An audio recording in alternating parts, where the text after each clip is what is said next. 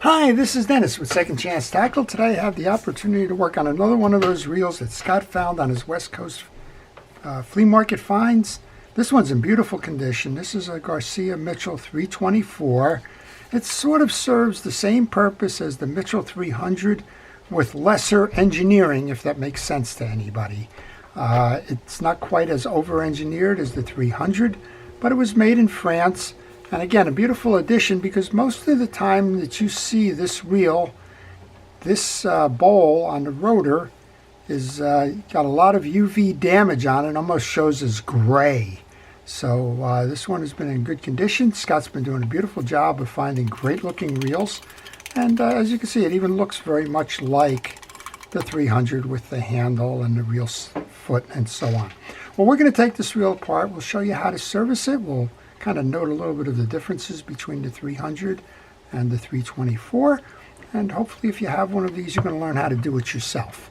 That's the whole idea behind Second Chance Tackle, is to kind of provide an education on how reels are serviced, how they were designed, engineered, show you a little bit about the concepts behind them, and then teach you how to do it yourself from a servicing standpoint. Well, we're going to remove this and we'll get started. I'm going to remove the handle first. That's going to enable me to service the main gear. And that simply screws off in a clockwise manner. Then we're going to remove the little shield as well. When I remove my pieces and parts, I put them into a parts tray so that I can keep track of them. You may have a different system for keeping track. That's fine. Mine is, well, I just put them all in the parts tray, and that's that.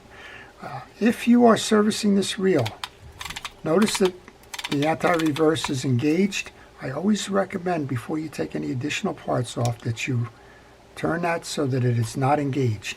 The reason for that is, as you go to remove the main gear and some of the others, you may trap the anti-reverse dog in the removal process. And well, if it's got a spring on it or something, it may shoot. And you may wind up watching a video like this trying to figure out how to put the screw and the spring back in. So I would recommend save yourself some issues and do that beforehand. This reel's got some dirt and some grease and some junk inside of it. We'll clean all of that up. And you can notice right away, if you know what a Mitchell 300 looks like inside, that this is very simplified by its nature. It also has a bigger drive gear on it. And we should be able to remove this spool by pushing down. You have a little lever system in here for this trip system. You're going to notice a little arm came out and went into a rectangular slot. That's all underneath this bar here. So as you go to service the reel, be aware of that. And well, if you've tripped it out, you're going to have to put it back together again. And well, not necessarily an easy task to do.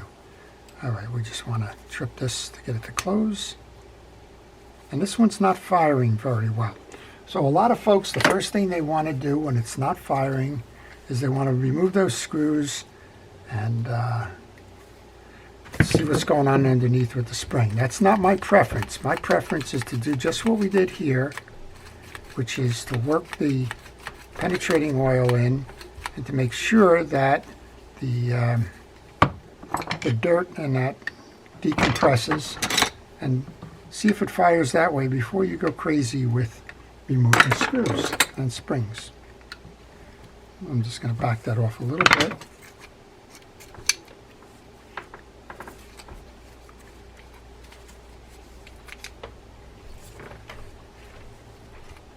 And I'm thinking what we have now is a lot of dirt. So we'll show you how to address that. First thing we want to do is see if it's dirt or if it's a bent bale wire. So I'm going to take this side off. And we'll see how it fires now. And it fires beautifully. You can see it's firing. What's causing that? Well, there's a lot of tension. You can see the split on this wire. It's a 1/4 inch proud or whatever. All you need to do is to gently bend the wire back. It's a wire. And then make sure that it fires. And you want to align the hole as you're bending it to the hole in the case. Get it as close as you can where it's just by itself laying loose. There you go. So we did not remove the bail wire. We did not remove the spring. We didn't do anything other than spray it down and check to make sure that that bail wire was nice and firm. Now what do we have? Well, we have one that's flipping nicely, and if we engage it, you can see how it flips easily. A lot of folks that don't know that, well, they might make themselves have a little bit of anxiety here with the removal of that. And well, if you can do it without removing that bail spring, all the better. Let's take a picture here. If you're working on a reel that you don't know about, take the picture before you start taking the internal parts off. Notice that this is not a symmetrical crosswind block, and that it's held in by a pin, and that the pin holds it in from the top, not the bottom. I've seen reels come into my shop where folks have taken this, turned it upside down, mounted it, and then said, well, it's getting jammed, it's not working all the way. Well, it's not going to work that way. That was by design, so make sure when you take your picture that you note things if those are not symmetrical blocks.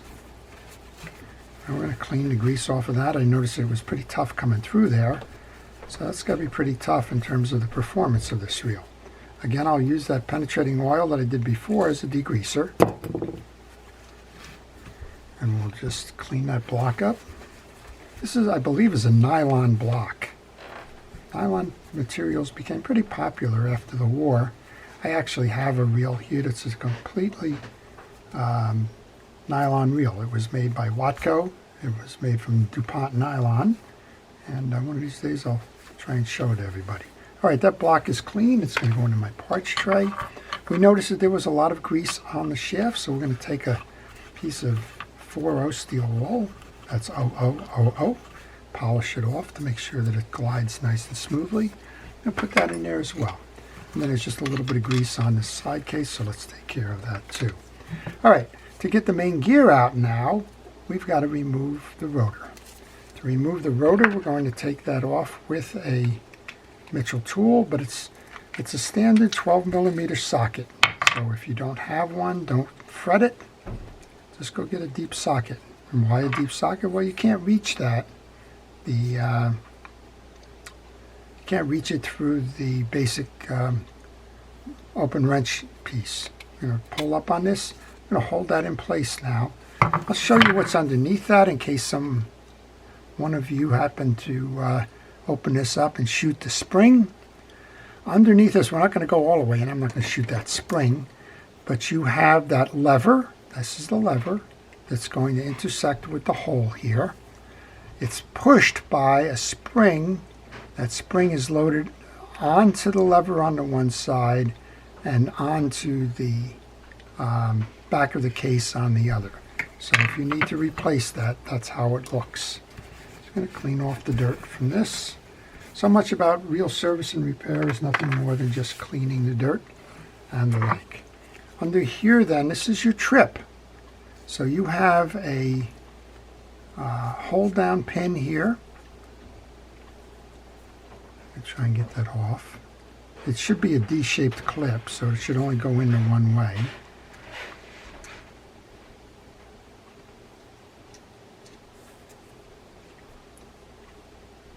Yeah, it's going to ride. There's two pieces, two flat sides to this.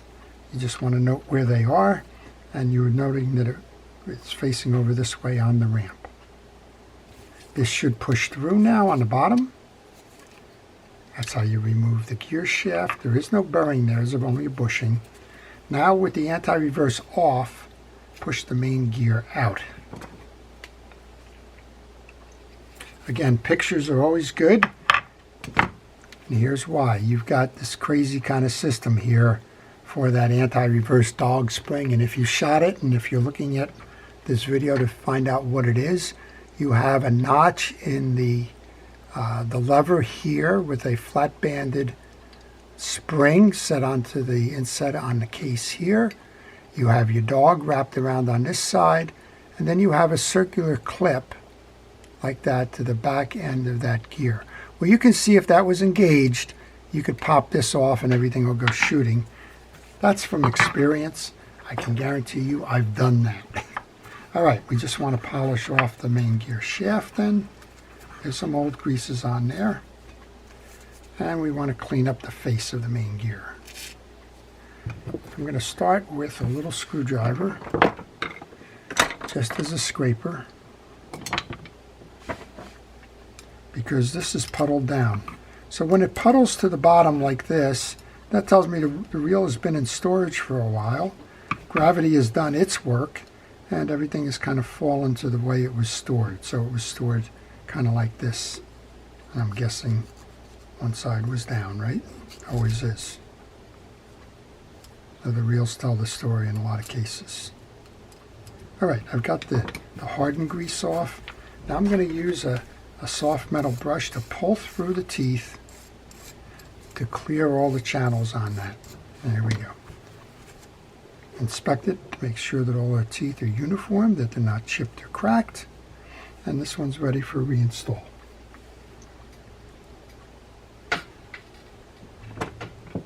Get your grease brush. I'm using a fishing reel grease, and I encourage everybody to use fishing reel greases and oils only. Please do not use the general household greases and the like. Don't use automotive greases.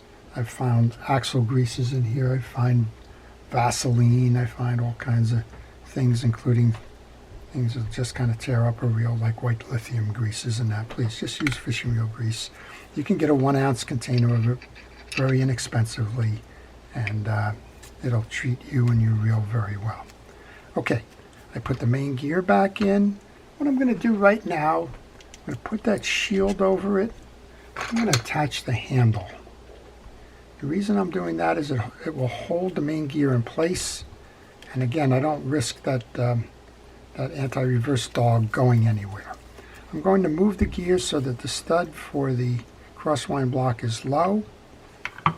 We're going to do the same thing here that we did with the main gear. We're going to clean it, work our way through it, make sure all the greases and oils are out of there, inspect the teeth. If you need to, again, just take the time to pull that through. Then we can grease the collar of the gear, which is going to sit in that bushing. Don't put too much on, because when you go to put the piece back into the thing, any surplus is going to squeeze down, clog the reel during reassembly. Take our pinion gear and push that through. Next up, there's a little washer that sits in there.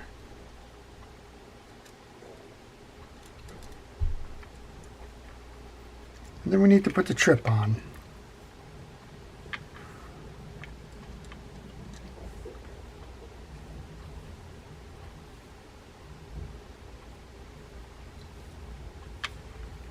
Right now we're trying to find the little slot for that trip. That slot, there's a hole. You might be able to see it. There's a hole in that gear, and that's where the trip goes. Okay, careful not to knock this piece off now. Just reset the rotor in there, and you can see how that slot now lines up with this piece. And our tie down goes next, and our rotor nut goes.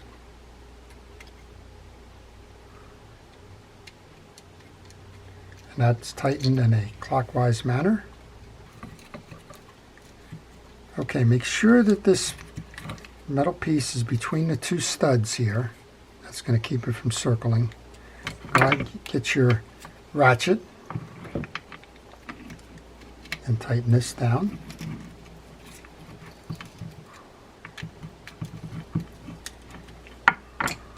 And at this point, you can turn the reel, make sure that it's turning.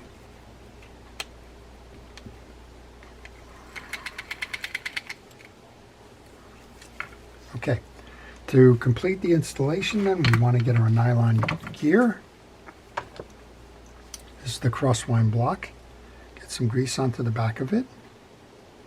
Remember what we noted when this came is that the point is going to face upwards for you attach a little bit of grease into the one little piece that the axle is going to touch on. Get that axle, light coating of grease on that, not a lot, because as you go through that pinion gear assembly, anything that you put in surplus to that is going to get scraped off. And then align the hole in the axle shaft with the hole in the crosswind block. Go ahead and get your pin. It's going to tie that down. Once you've inserted the pin, give it a test. Boy, that's riding nice and easy, isn't it? That's the way this reel is designed. Make sure your bail is tripping. Everything's working nicely. Time to cover it up. While I'm doing that, I want to thank our first responders and essential personnel for everything they do to keep us safe. Your efforts truly are appreciated, and I thank you for them. All right, we just want to set the side plate screw in place. And we'll give this one a final test.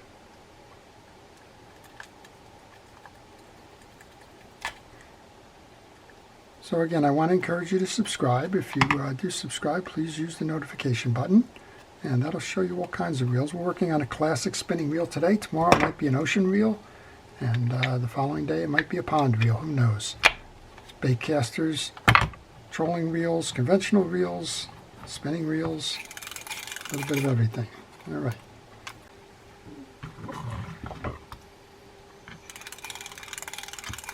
Well, there you have it. That's your Mitchell 324. I want to thank everybody who's been watching. I wish everybody well. And if you have one of these, hopefully you'll service it, get it out there fishing again, give it a second chance.